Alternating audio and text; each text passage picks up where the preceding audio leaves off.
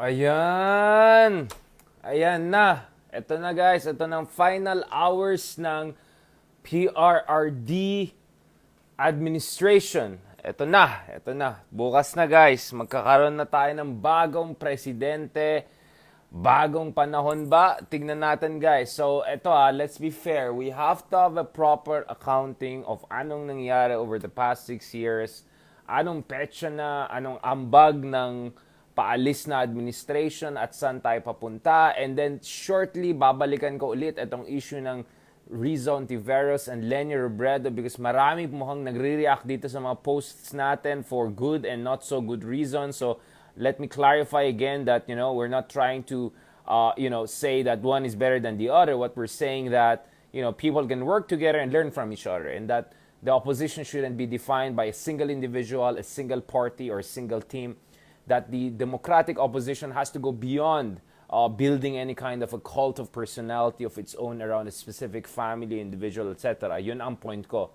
Alright, so let's be very clear about that. So today, ito na, seryoso na tayo for few days. I was supposed to talk about President Duterte, but we kept on pushing it down. Dahil nga, naisip ko siguro best yan sa final day and final hours of Duterte administration na lang natin pag-usapan yan. Alright? Okay. Now, first of all, going back to this, let me say, by the way, salamat sa mga kameta na sumali sa atin. Thank you very much to our mites from around the world, from Australia, from New Zealand. Talagang bias talaga ako, parati ko inuuna ko kayo. Hindi kasi yung oras niya kayong 2 hours ahead or more. So, medyo thank you sa inyo ha, mga friends natin sa Brisbane, of course, friends natin sa California.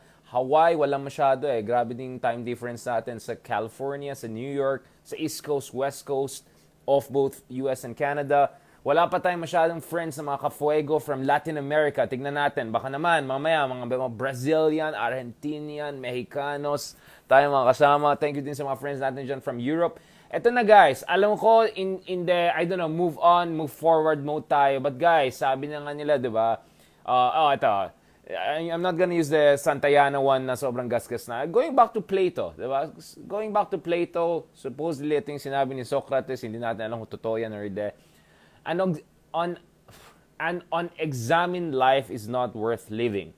So the idea is that life is only meaningful, or life is most meaningful, pag talagang inisip mo, ano bang ambag ko sa buhay? Ano bang nagawa ko? Bakit ko ginawa ito? Ano bang pwede kong gawin na mas maganda? Sino mga nasaktan ko? Anong pwede kong ayusin sa buhay? Anong mga magagandang bagay na nagawa ko sa buhay?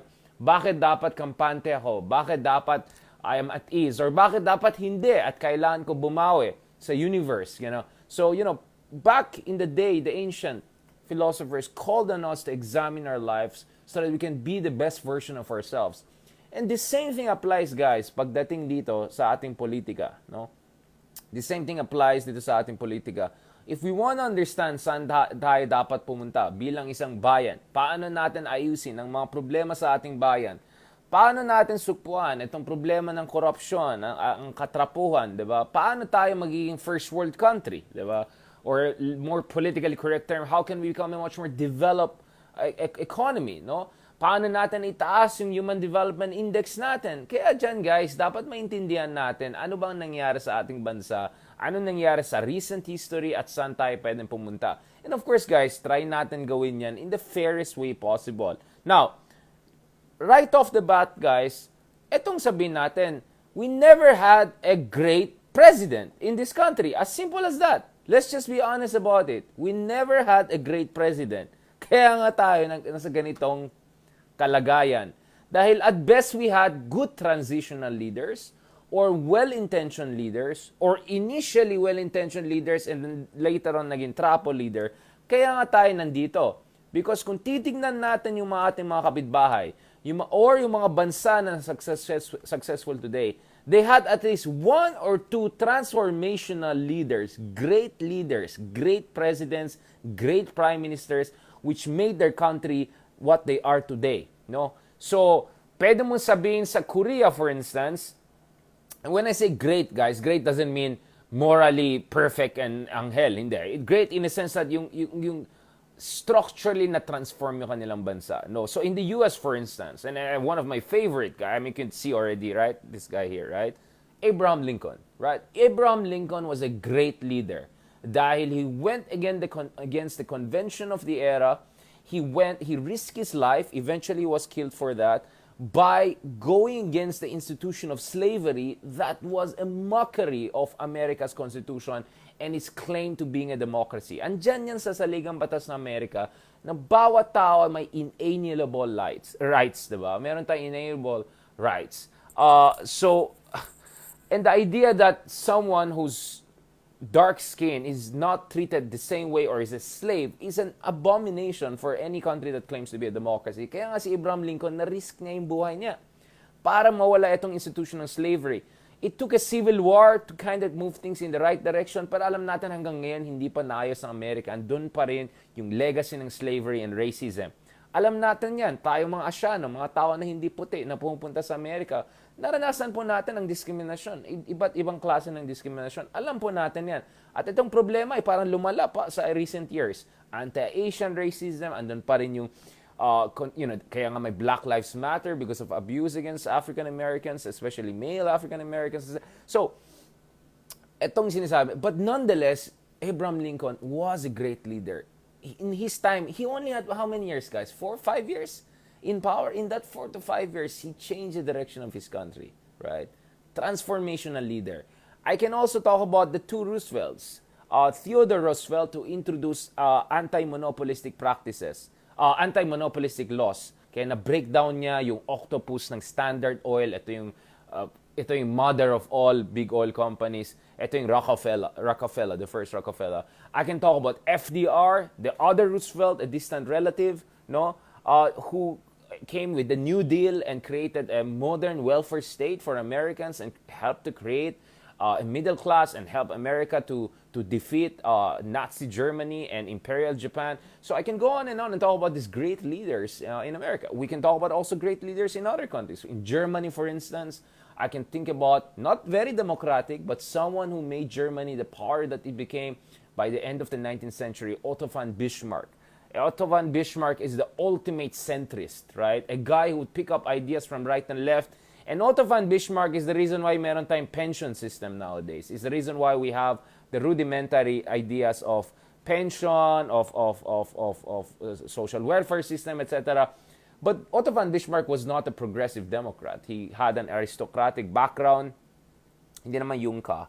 But, so he was not a progressive guy, but at the same time, he brought a lot of progress. And he was a very decisive guy. Kaya he was able to bring Prussia together and make Prussia a massive force in Europe after spending centuries on the sidelines of European politics. And if you look at Angela Merkel, the latest great leader that Germany produced, I think she has also learned a lot from Bismarck. But of course, giving it a much more modern 21st century twist. It's kind of a proactive, centrist, unifying leader. Unity. Totoo, si Bismarck literally nag-unify ng mga Germanic people, right? By beating the Austrians, etc. And also beating the French later on, including Napoleon III. Now, I can go on and on. I mean, in Korea, of course, it's a kind of contentious issue because on one hand, you have had a number of very good democratic leaders in recent decades, no, na nag-contribute sa democratization ng bansa nila and bringing human rights and democracy. At the same time, guys, meron din silang dictator in the person of Park Chung-hee, whose daughter, Park Geun-hye, became the leader of Korea not long ago and impeached, of course. And Park Chung-hee was assassinated by some of his aides. Park Chung-hee was a brutal dictator. At the same time, Park Chung-hee also contributed to the emergence of all of these conglomerates, Hyundai, Samsung, all of them. Bakit sila ganun kagrabe? Because Park Chung-hee forced their trapos, their oligarchs, to become electronic manufacturing giants. Kumbaga, parang tinutukan sila, umayos kayo, huwag kayo magkatrapuhan, gawa kayo ng world-class electronics, etc. Susuportahan ko kayo. Pero kung hindi kayo maayos, palpak kayo, tatanggalin ko kayo. So the chaebols that we see today, Hyundai, Samsung, etc., these are the winners of a very Darwinian struggle among all of these oligarchs that Park Chung-hee forced to become massive manufacturing industries and also the engine of economic growth of South Korea. So if you look at it, South Korea and the Philippines, halos ka-level tayo up until early 1960s. By the 1980s and 90s, napag-iwanan tayo ng malayo. Malayong-malayo ng Korea by that time, right? And they were already starting to create their first cars, yung Kia Pride car, remember that? Na pinagtatawanan dati, and now look at Korean cars, nasaan sila. So I can go on and on and on about a lot of great leaders. Again, great doesn't mean angelic or walang bisyo or walang ganon, but people who were transformational. So in Singapore, they have Lee Kuan Yew. In China, they got Xi Jinping. Xi Jinping. Deng Xiaoping. They got Deng Xiaoping. In Malaysia, you can say Mahathir. Again, they could be... in Thailand, I would say Thaksin, despite being a populist and creating a lot of mess, he also helped the country to develop its rural areas. So, I mean, I can go on and on and on and name a lot of these leaders. And then they're like fake great leaders. Pag great lang, yung pala, kapalpakan lang, sugut-sugut sa kapitbahay, yung pala talong-talo sila ngayon, sanction yung bansa nila. Yan, may marami rin mga fake or megalomaniac kinds. Pero let's be honest, we never had that kind of leaders. Kaya nga, never tayo nagkaroon ng global industries na talagang... I mean, we could have had that, guys. We could have had that. We're not even Thailand or Vietnam. I mean, Thailand is the seat of... It's like the Detroit of Asia. Dito alam mo yung mga pag bumili ka ng siguro mga kotse na Toyota, Honda, etc. Marami dyan gawa lang sa Thailand yan. Hindi naman sa Japan yan eh. Or ngayon, bili ka ng mga damit, etc. Puro Vietnam ngayon yan. Ba't yung mga super branded? We never had the kind of great leadership. That's why, kahit mga katabi lang natin sa Southeast Asia, medyo napag-iwanan tayo, di ba? So, let me be very clear about that. Yung issues about extrajudicial killings, issues about corruption, matagal na yan, guys, sa ating bansa. The question is, kanino lumala? Kanino naging mas grabe? At sino naman nag-effort naman para ayusin ng konti? So, I don't buy this kind of debates whereby, yung presidente ko, anghel, yung presidente mo, demonyo. Ayoko nang ganun, guys. Kasi let's be honest, we never had great leaders, great presidents. Kaya nga nandito tayo. We have had great thinkers. We have had great revolutionaries. We have had great scientists, teachers, great citizens. That's true. But for some reason, wala. Pinatay si Padre Burgos. Pinatay si Jose Rizal. Di ba? I mean, wala rin. We were deprived of those great. Pinatay si General Luna. Di ba? So, wala, na-deprive talaga tayo ng great leaders. And some would say maybe Manolo Quezon could have been a great leader if Second World War didn't happen. Probably, and if he didn't have an untimely death. No? So, siguro if Manuel Quezon, there was no Second World War, he took charge, he could have been kind of like our version of Jawaharlal Nehru, who was the kind of the grand Prime Minister of India in its initial decades of emancipation of independence. So, let's just be honest about it, guys. Kaysa mga ipapataas mo yung gusto mong presidente tapos ibababa mo yung isa para lang gumanda yung isa. Let's be honest, all of them nandito, right? We never had leaders who are here, right? We never had that. But, does that mean that forever tayo dapat ganun? Hindi. Kasi kaya nga, kung na-examine natin na mabuti, ano yung kakulangan ng mga dating presidente at dating leaders natin, at saan naman sila naging tama, perhaps in the future, we can elect leaders who can become truly great, right? And on the incoming president, let's see. As I said, I'm keeping an open mind, but at the same time, wide open eyes, right? So if there are good things, I'm gonna credit it. If may kalokohan, we're gonna point it out, right? But speaking about this, so let me first provide that preface. Kasi ayoko yung pag-usapan lang si President Duterte, tapos automatic assumption either he's great or he's terrible. Ayoko nang ganun. Kasi parang for me, it's important you contextualize saan naging presidente si Pangulong Duterte. When President Duterte came into power, the Philippines was a mixed bag, right? So on one hand, the economy was doing better, right? 6%, 7% growth rates. Good. On the other hand, hindi naman inclusive yung development. 40 richest families taking home 76% of newly created growth. Data yan ng World Bank. Yes, there were some good governance reforms, some emphasis on transparency, accountability. Pero actually, yung sitwasyon ng dynasty ay lumala. So in 1987, 60% of our Philippine Congress and all were dominated by political dynasties. By 2030, the number was 82-83%. I know all of these numbers kasi pinag-aralan ko yan. At shocking yung mga numbers yan when you keep in mind, right? So, that is the context we're talking about. At the same time, yes, may economic growth, pero kamusta naman ang infrastruktura natin, diba? Yes, in fairness, there were efforts by the previous Aquino administration to clean up the system after all the scandals and BNZT and all of that. At the same time, the infrastructure development didn't start on time. Kaya nga Pangulong Duterte won in 2016 because many people were saying, eto na to, we want more, we want something different and all. And then, biglang pinasok ni Pangulong Duterte yung drug war, etc. Ayan na. Biglang ganon. So, let us be fair by, first of all, setting the context. Kasi parang kunyari guys, mag-analyze kayo ng isang basketball player and football player.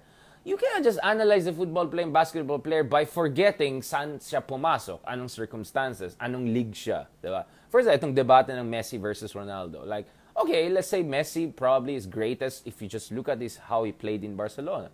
But Ronaldo has won best player and cups in multiple leagues, in Italy, in Spain, in England, whatever, right? You know what I'm saying? So which one are you going to look at? You have to also look at the context, right? So, yun ang point ko dito, guys. So, anyway, I'm not gonna repeat what I've done, but I've written essentially the context of President Duterte's coming to power dito sa libro natin, alright? This is Palgrave, hindi yung gawa lang sa tabi-tabi, alright? So, if you want to understand how I understand President Duterte's rise to power, please, look at naman yung mga sinusulat natin. Medyo effort naman kayo. Hindi naman lahat pwede ko ibigay lang dito sa meta sa inyo. So, let's keep that in mind, guys, na may konteksto, hindi naman out of nowhere diba? Out of nowhere. I think if President Duterte ran in 2010, he wouldn't have been the president. If he ran in, 1998, I don't think he would be the president. 2016 talaga, he was the man for that year because suddenly you had this explosion of systemic na to, hindi lang anti-administration, but systemic frustration. Na parang, is this the best we can get out of the post-Marcos regime? Because as I say, God bless his soul, I think the late President Aquino was a really, I would say, commendable transitional leader. But similar to Ramos, he didn't end on the best note. For instance, you had the Laglag Bala situation, the horrible situation with traffic in APEC. You had the Mama Sapano, catastrophe and the aftermath of that. And then the growth was not inclusive. And, sometimes you want to hear mea culpa. Nasabihin mo, we tried our best. Sorry na lang, nagkakulang. But, anyway, God bless his soul. I know both President Ramos and Aquino did a great job in terms of bringing back the reform agenda in. Klarong-klara at the same time. Ang taong bayan wanted something more transformation. They wanted radical transformation of the system. And hence, President Duterte came to power in 2016. Now, the question is, how do we assess President Duterte's legacy? Now, obviously, as they say, history will judge President Duterte or like ICC will judge President Duterte. I don't know. Bahala na kayo. Let's see what will happen kung magka-ICC and all. But let's try to be fair and look at the good and the bad and ugly. Let me first start with quote-unquote the good, right? I got this, of course, from the title of yung movie nila Clint Eastwood. The good, the bad, and the ugly. Because I don't buy this idea na may president tayo na perfectly bad and perfectly good. Even with Marcos Sr., he had some good intentions. Yung bagong lipunan na gusto niya mangyari was much more egalitarian than the dysfunctional oligarchy that he was trying to replace. But of course, we know what happened, unfortunately, how they take it. But ibang usapan yan. For now, let's just focus on President Duterte, guys. Dito lang muna tayo focus, Dito lang tayo focus. Okay. So, let's start with the quote-unquote good.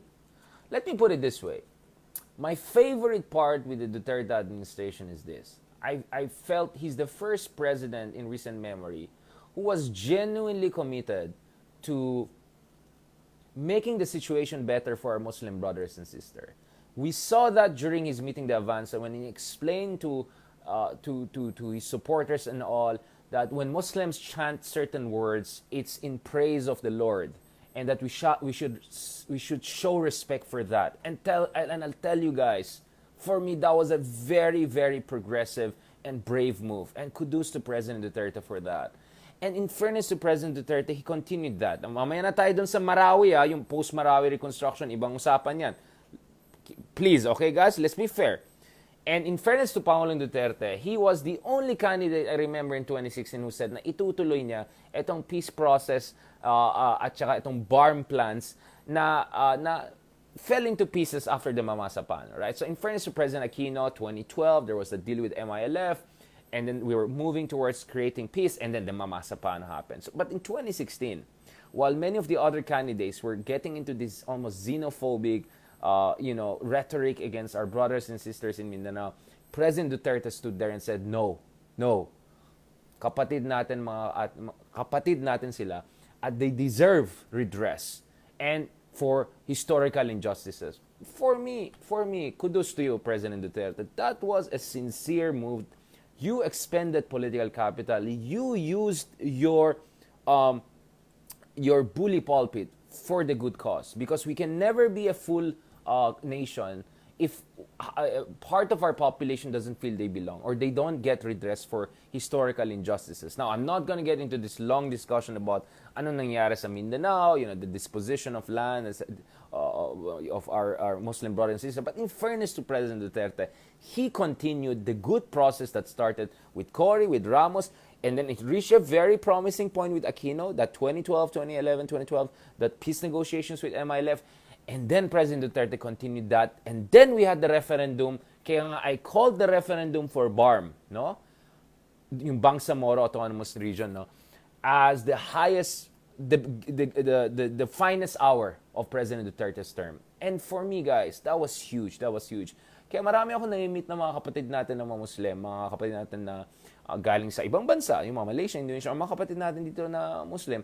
Tuwan-tuwa sila kay Tatay Digong because finally they felt there is a president there who understands them.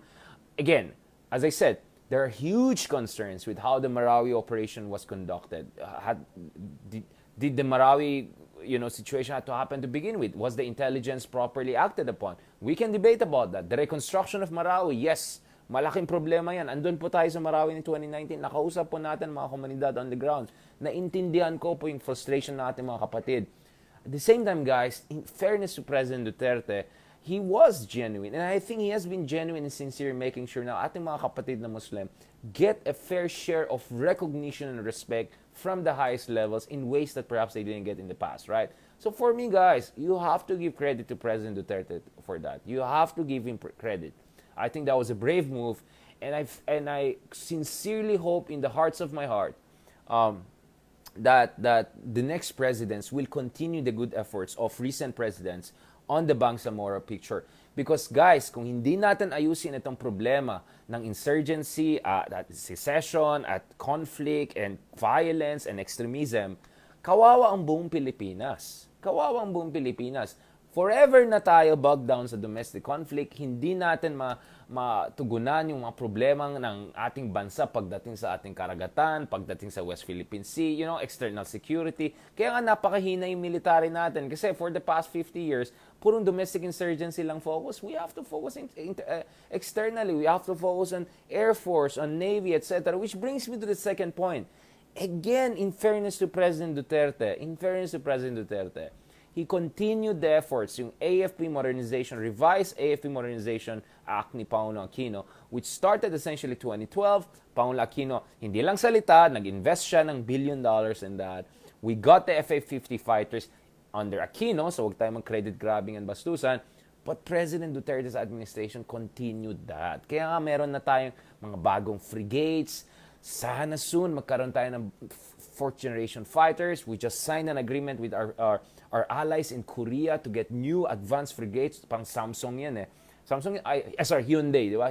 Parang Hyundai defense industry wing nila. So many good things have happened on that front, guys, too. And we're also developing our domestic defense industry. I think that's really, really good. And I'll tell you guys, ito.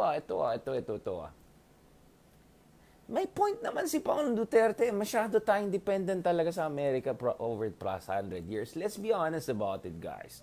I mean, things that you hear from our ex-presidents about America as our protector and savior and all of that. Are you kidding me? Dapat, kaya nga hindi tayo, tinalo nga natin mga Espanyol. Basahin nyo itong book ni Nick Joaquin. Talong-talo na ni Aguinaldo, yung Battle of Manila, 1898. Di ba talo? Biglang mga Amerikano pumasok, kinuha yung sa atin. They took not only the initiative, they essentially took Manila. That was supposed to be ours. We defeated the Espanyol, right? And many horrible things happened. So if you, for instance, read the book Rampage, no? It's written by an American historian. My goodness, 100,000 may have been killed during the liberation of Manila kasi bomba ng bomba, tens of thousands of artillery shells will drop on Manila. Bakit top 3 most devastated Manila in the world? So, I can go on and on and on and say like, talagang malaking problema natin itong over-dependence on America at masyado naman whitewashed, parang as if nothing bad happened in the past, as if hindi nawala yung revolution natin dahil sa kanila, hindi tayo na-colonized. Diba? We were a colony, and during colonial times, things happened. And we shouldn't just forget it and just focus on the Spanish time. So in a sense, I actually appreciated President Duterte calling for a kind of a reformulation of our approach to international politics. But this is where things get interesting, which brings me to the other things, right? But before I go there, let me also say another good thing. But okay, fine, I'll discuss. But it doesn't mean naman na less dependent tayo sa Amerika, talon naman tayo doon sa kabila. Hindi naman independent yan. Parang ano lang, palit ka lang ng jowa, tapos yung isang jowa mo parang mas malala pa doon sa isa. Guess mo, it doesn't work that way, okay? Itong jowa mo, medyo umayos na nga sa buhay, tapos, nako. Now, the other thing I really also appreciate under Duterte administration, again, administration lang, hindi lang presidency, is the infrastructure development. I mean, yes, that's true na base sa DPWH data, marami pang infrastructure projects na hindi natapos. You want the numbers? I've already written, then I can forward you the articles. So, probably, ang daming mga 70 pang natira, hindi pa natapos. Ang daming pang hindi natapos eh. But at least some things got finished. Yung mga iba na sinimulan ni President Aquino, God bless his soul, tinapos under Duterte, and then may ibang bago tinatapos or matatapos next year. And our infrastructure spending doubled under President Duterte.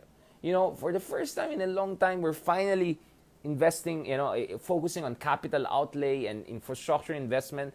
Guys, good yan.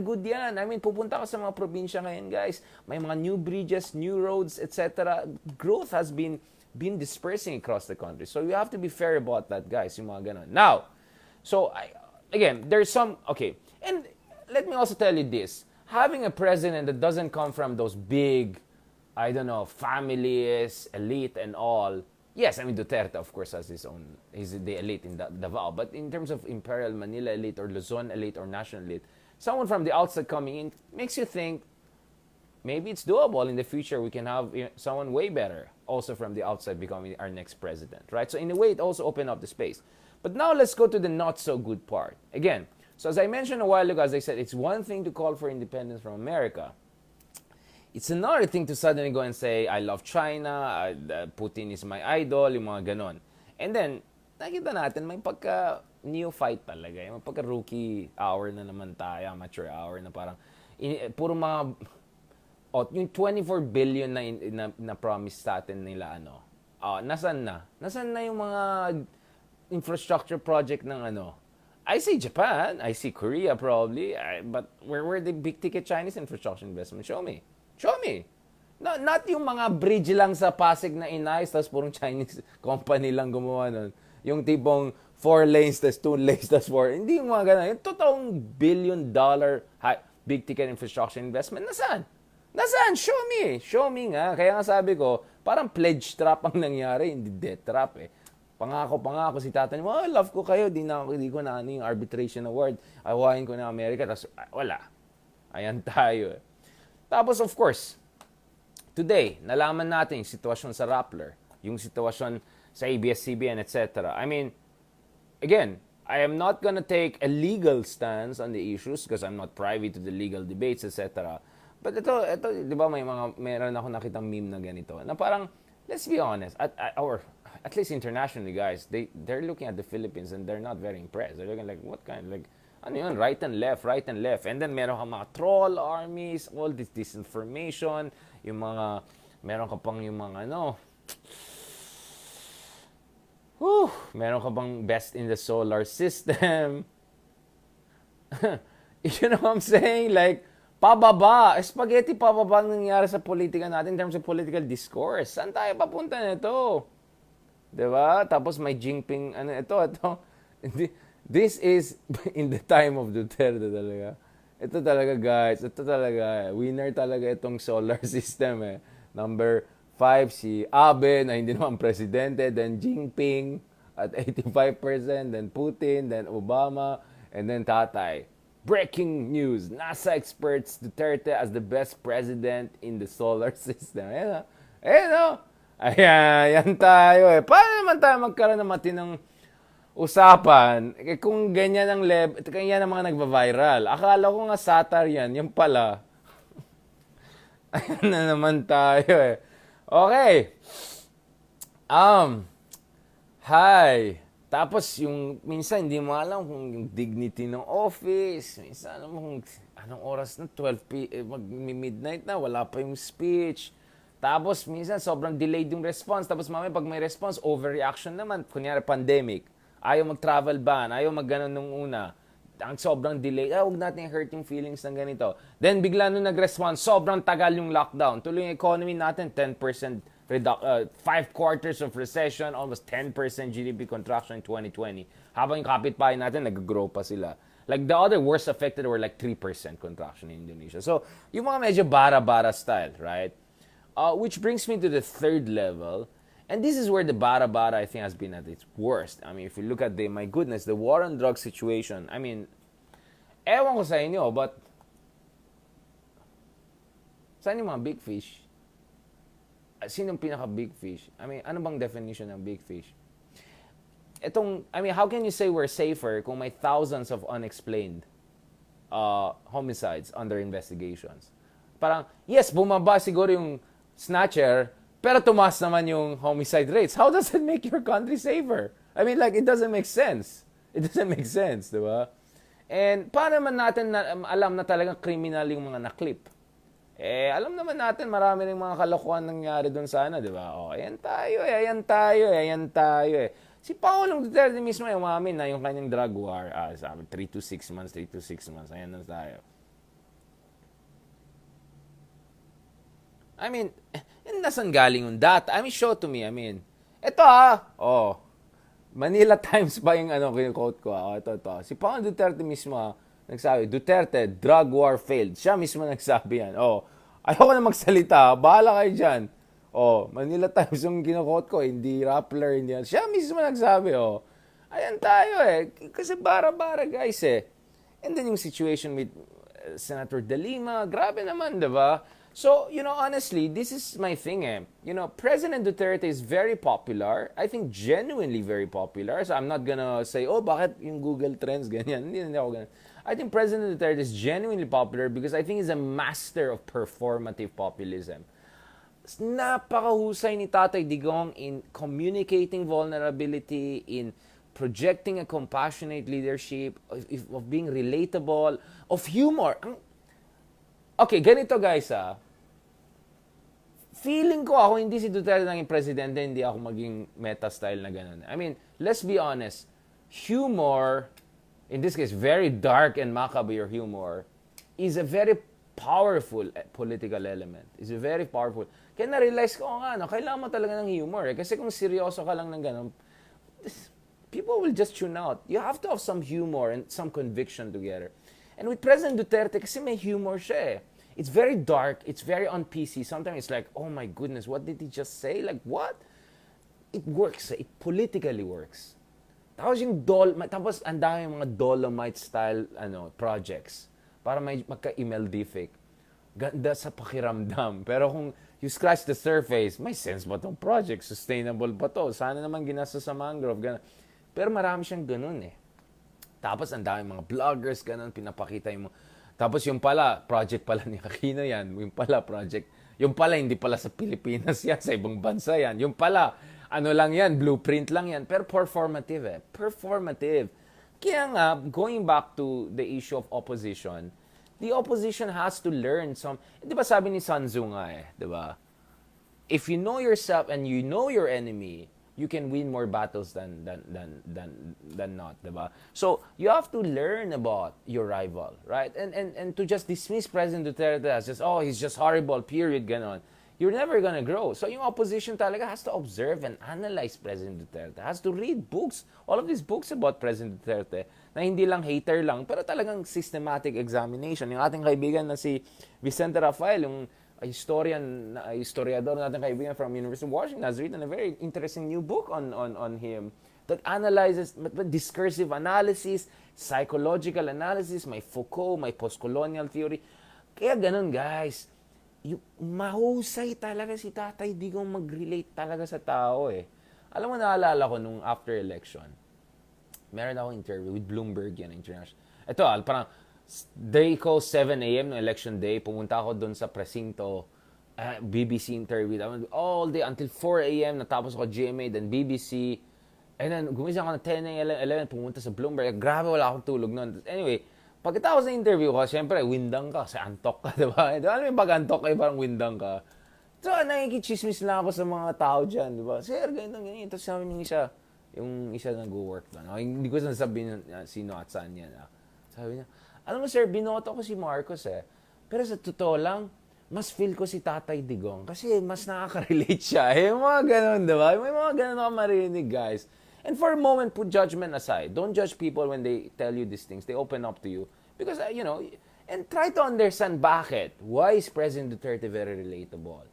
I think the humor is a big thing. I think he communicating his vulnerability. Alam mo, naalala ko, guys, yung sa isa sa mga midnight speeches niya. Believe me, I really watch his speeches and all. Believe me, I had to do the trabaho ko to Yung isang time, ito yung kasagsagan ng pandemic parang third quarter na to ng 2020. Tapos gumagana si Pangulong Duterte. Hindi ko alam ang gagawin ko. Hindi ko alam kung may pera. I mean, alam mo yung may ganun siya, yung parang he'll show you na nahihirapan siya, ganun na. Now, you can dismiss it and say, arte lang yan, daming arte, ganun. But, it works It works When a leader shows vulnerability, when a leader shows quote-unquote humanity, when a leader says, hindi ko alam kung kaya ko to, when a leader says, hindi ako perfecto, baka mali akong gano'n. It works It works Again ibang usapan kung talagang competence si tatay. As I said, the response was delayed and then overreaction. Kaya nga the economic contraction was so bad. You don't believe me? Look at the IMF data. Look at the International Monetary Fund data. I'll show it to you. No problem about it. You know what? I'll show it to you now. Everything we say here is backed up by data, guys. Kaya bahala kayo sa buhay niyo. If you are just looking for a blogger to just affirm your biases and all, get out. I don't need you here. We're here to have proper conversation based on that. And look at it. I'm fair. I'm going to criticize. I criticized the opposition the other day lang. And this time we're going to criticize.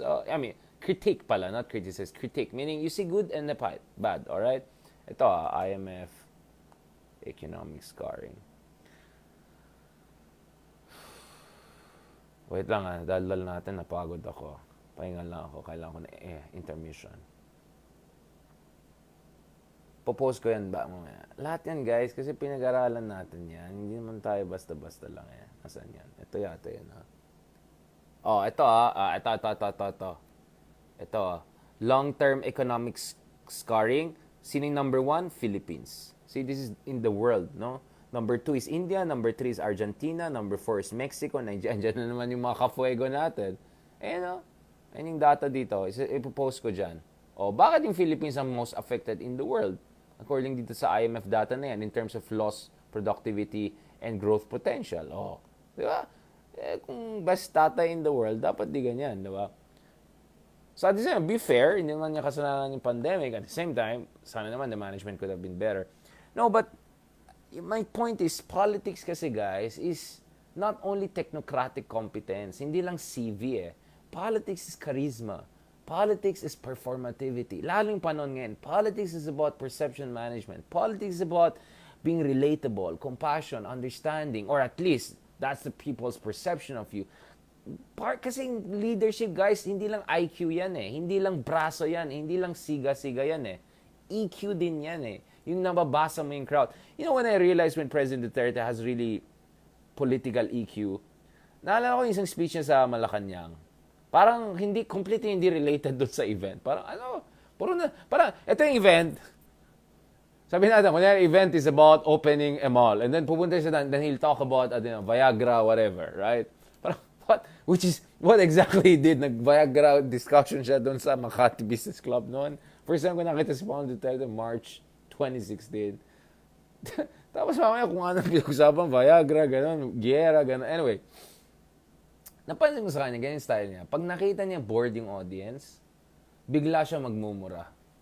Biglang tawanan na lahat, back ulit, may attention span na naman yung mga tao. He reads the audience He reads the audience. Talagang instinctive yung populism sa kanya. So what do? You don't hate him for it. You learn from it. You observe it. You analyze it. Kaya kung ikaw yung opposition, ayaw mo kay Tatay Digong, try to understand bakit siya sobrang appealing sa tao. Because yes, okay, it's true, fear is a big factor. Of course, sa daming mga violence na nangyari, yung ginawa sa mga iba't ibang state. Fear is a factor, sure. But to say it's just fear, you miss the point. There's also charm. You can say dark charm. There's charisma. You can question it and say it's darker, but it's there. So you have to analyze it. So, you see, 6 years ko na na-analyze si Pong. More than 6 years actually. 2015 pa lang, September, gano'n, may interview kami ni Tito Boy Abunda. Sabi ko, dark horse yan si Digong. My chance. Ayan, nanalo tuloy. So, since then, ina-analyze ko siya. More than 6 years ko na ina-analyze si Tatay Digong. Magsi 7 years na So, for 7 years, I have analyzed this guy, right? All angles and all. The good, the bad, the ugly, the unknown, the known, the unknown, unknown, the known, unknown. Alam mo yung for known, known, unknown, known, known, unknown, unknown, unknown. Lahat yan, ginawa ko na yan. Lahat ginawa ko na, guys. Kaya nga prepared ako dito sa parating na Kasi, wala talagang ginawa natin lahat yan. So, but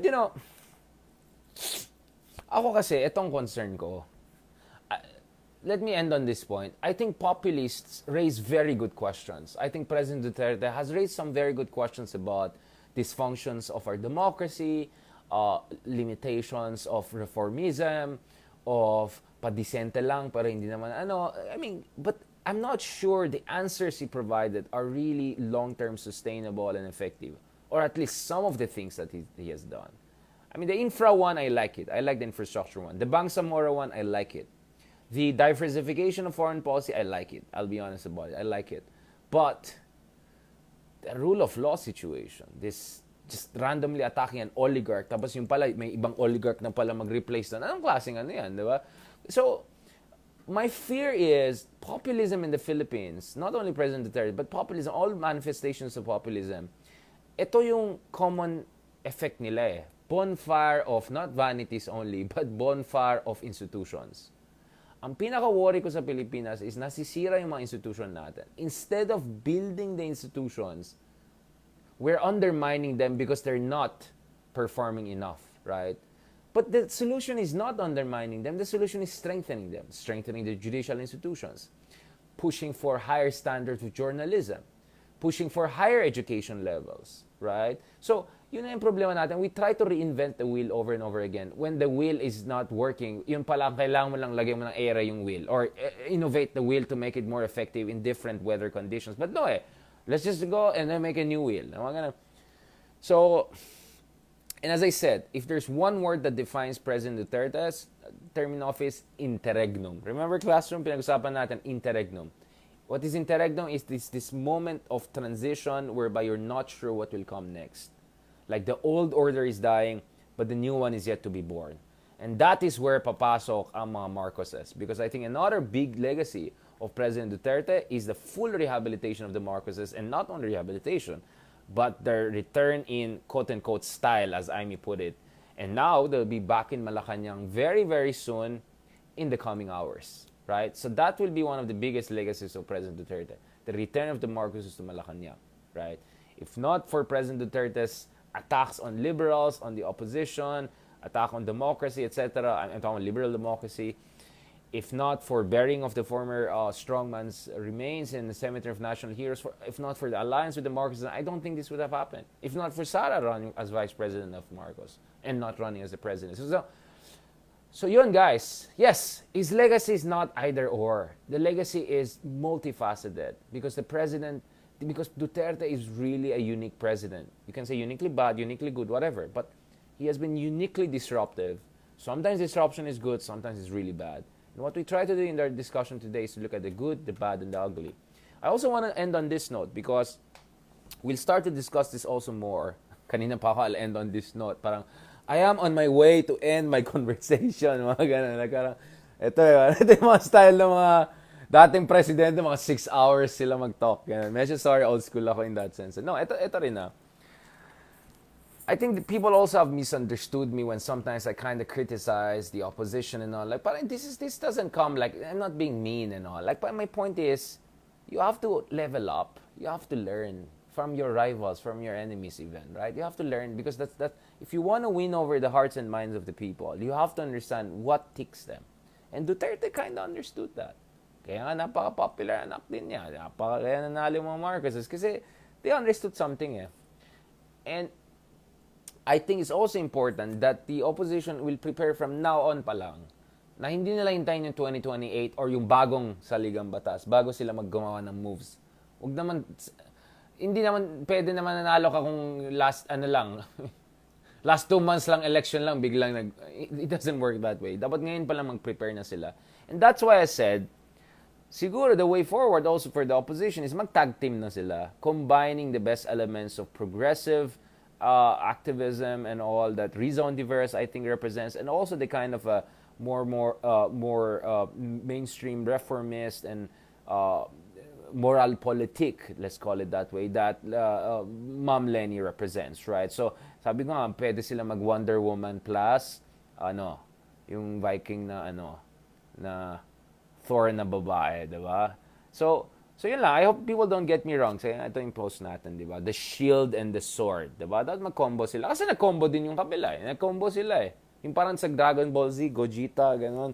Di ba? Gano'n si Vegeta, and then gano'n si Goku, dan Gogeta, gano'n. Nag-combine sila eh. So dapat yung kabila, mag-combine sila and build things up. Alright?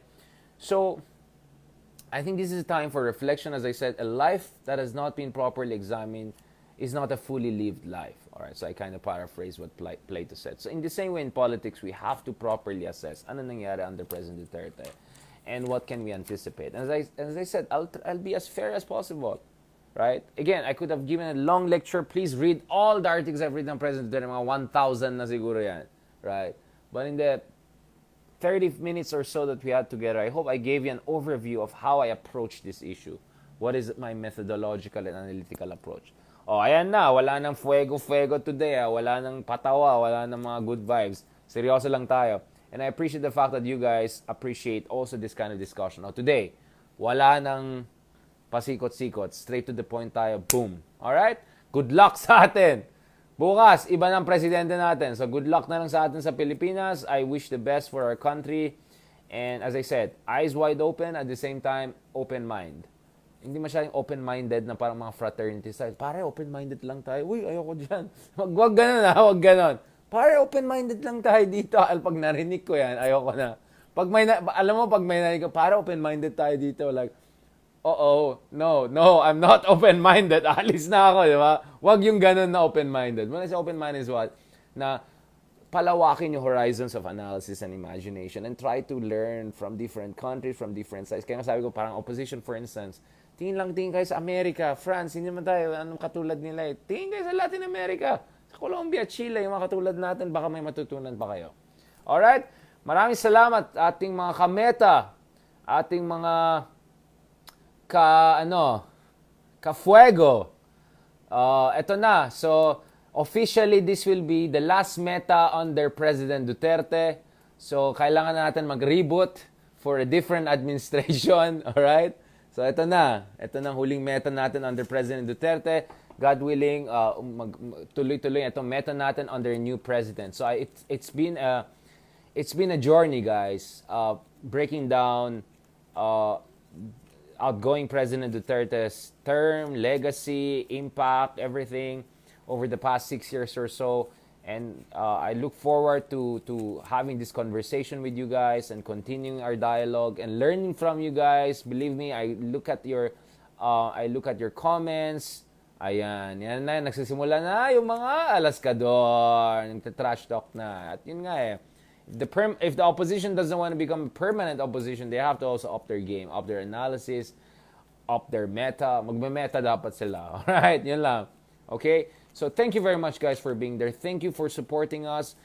Believe me, alam ko yung iba tingin sa akin, mayabang, ganito. Pero ano ko lang yan, pang alaskador ko lang yan sa mga trolls na iba. Para lang hindi nila tingin na. Kasi hindi ako magpakabait lang na, hey, hindi ako ganon. Asaran tayo, sige, let's go. Tignan natin sino mas alaskador sa atin dalawa. Okay? Huwag niyo akong subukan. Alright? Pag nag-roar ako, ayan na tayo eh.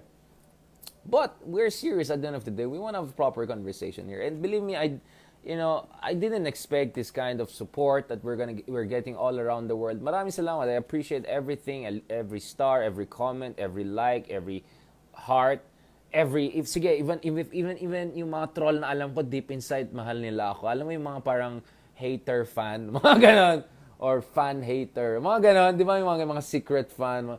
Sige na nga, thank you na rin sa inyo. Thank you sa inyong lahat. Alam ko rin marami nakikinig sa atin ng mga people in the business sector, people in the government, nakikinig sa atin. Alam ko yan. Marami mga nagme-message sa akin, yung pala biglang congressman nakikinig sa atin, biglang ganito, sa kabinet. I know.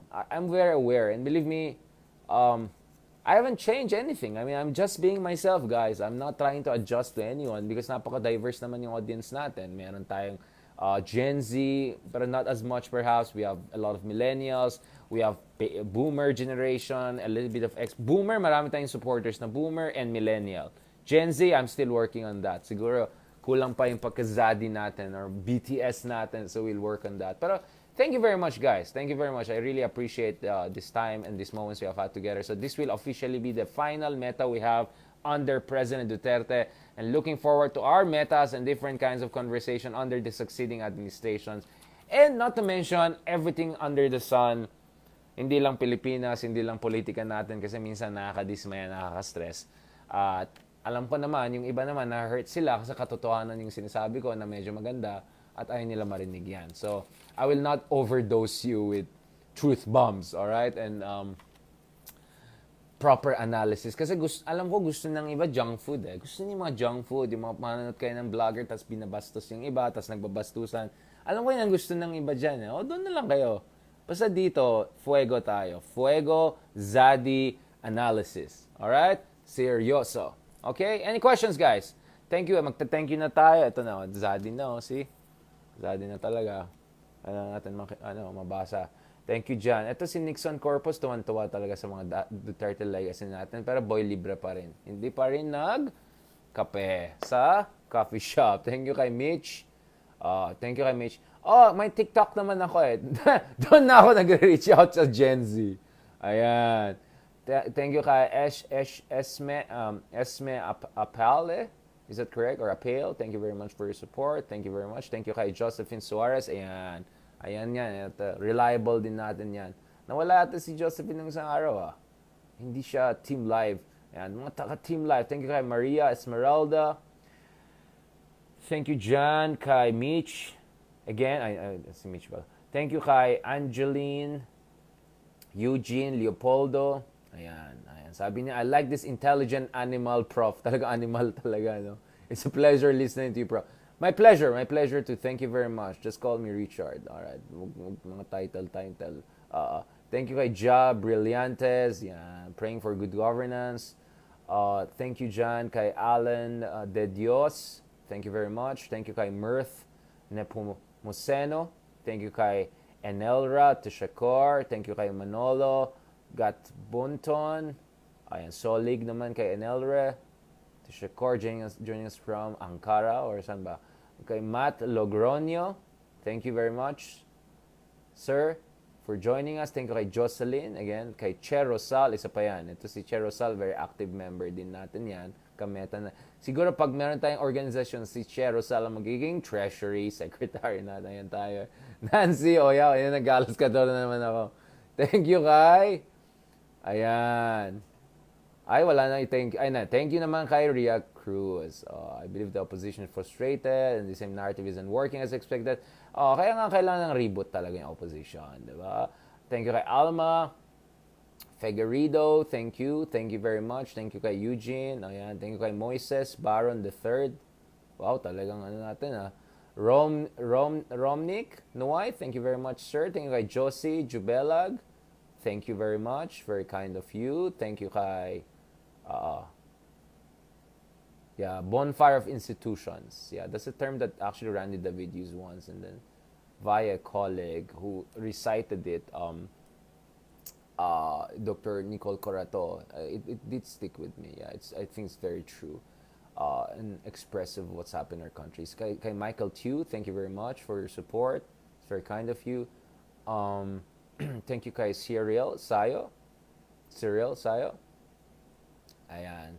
And alam mo ang pinapanood ko ngayon, pang yung Peaky Blinders, yan. Medyo interesting yan. Tsaka yung forma na gangster, yeah. Bong Panyales, yan. Thank you very much kay Lisuk, kay James Manlangit, kay Mel Rowell Kabangon, yun, no? Yan. Supporter din natin. Kay Jen Aquino, thank you very much for your support. Kay Eugene, ayan, si Eugene ulit, talagang mabait yan. Rosie Peñas, thank you very much po. Kay Ivy Garcia, thank you for your support. thank you sa inyo. Ayan, thank you kay mga friends natin from California, from Toronto. Talagang para tayong radio station dito. Para pwede tayo, alam mo, yung style niya na yun, si Percy Lapid ba yun? Yung parang radyo lang siya, tapos parang binivideo lang niya. Pwede rin, Yan, thank you kay Maria Esmeralda. Pwede ba? Tama yung sinabi ni Mark Gamboa. I mean, you can be creative about this. Hindi mo naman kailangan mag-blogger mode na trashy blogger, ganun, to get attention. Senan Makalala, thank you very much for your support. Shout out dyan kay Lolas, to family and loved ones around the world, to my cousin in Espanya, in Australia, around the world. Yan. Bara-bara. Huwag niyong pagtawanan yung bara-bara ko. Alright? Ayan tayo. Kay Robin Juan, thank you very much for your support. Jen Aquino. Ayan, yung support of Jing Santos, Dante Movilla. Thank you po. Ayan. Thank you naman dyan. Thank you, dyan. Alright, dito tayo sa latest. Ayan, thank you kay. Ayan, si Mitch, mabait talaga yan.